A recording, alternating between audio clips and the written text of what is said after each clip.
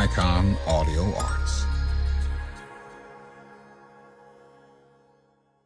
Socialism, Utopian and Scientific. Written by Friedrich Engels.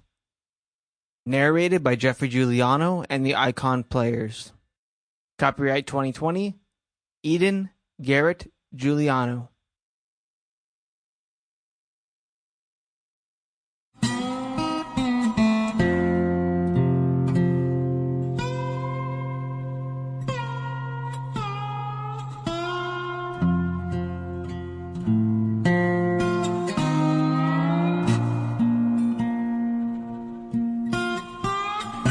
My mother used to admonish me never to discuss politics or religion in polite society.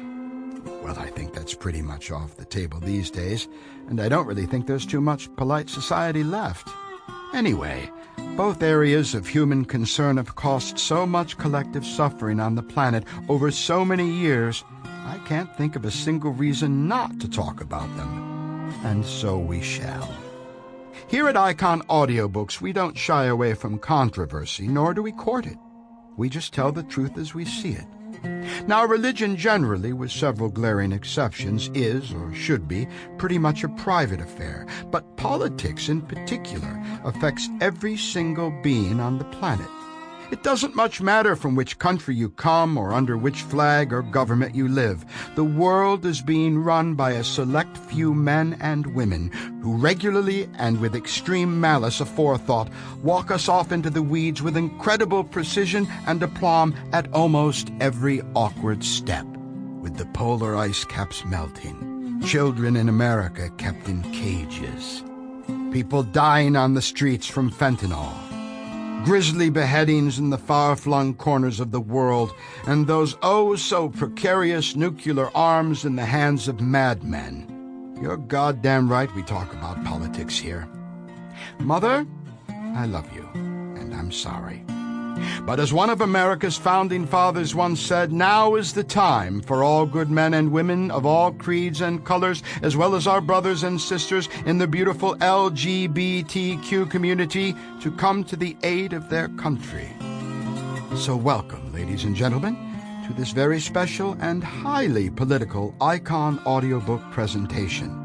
I'm Geoffrey Giuliano, and upon reflection, what we learn collectively from the past helps us to stand a much better chance of salvaging the future.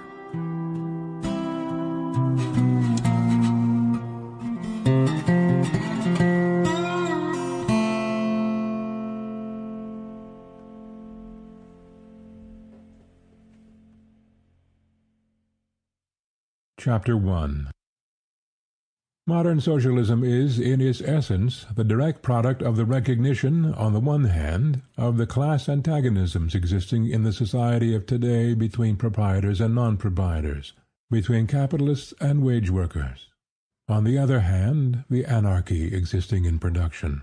But in its theoretical form, modern socialism originally appears ostensibly as a more logical extension of the principles laid down by the great French philosophers of the 18th century. Like every new theory, modern socialism had, at first, to connect itself with the intellectual stock in trade ready to its hand, however deeply its roots lay in material economic facts. The great men who in France prepared men's minds for the coming revolution were themselves extreme revolutionists. They recognized no external authority of any kind whatever. Religion, natural science, society, political institutions, everything was subjected to the most unsparing criticism. Everything must justify its existence before the judgment seat of reason, or give up existence. Reason became the sole measure of everything. It was the time when, as Hegel says, the world stood upon its head. First, in the sense that the human head, and the principles arrived at by its thought, claimed to be the basis of all human action and association. But by and by, also in the wider sense that the reality which was in contradiction to these principles had in fact to be turned upside down. Every form of society and government then existing, every old traditional notion was flung into the lumber room as irrational. The world had hitherto allowed... Sample complete. Ready to continue?